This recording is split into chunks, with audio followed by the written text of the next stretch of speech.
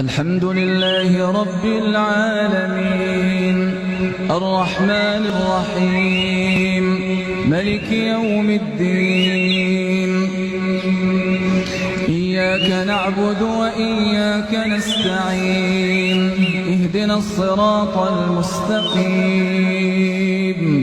صراط الذين أنعمت عليهم غير المغضوب عليهم ولا الضالين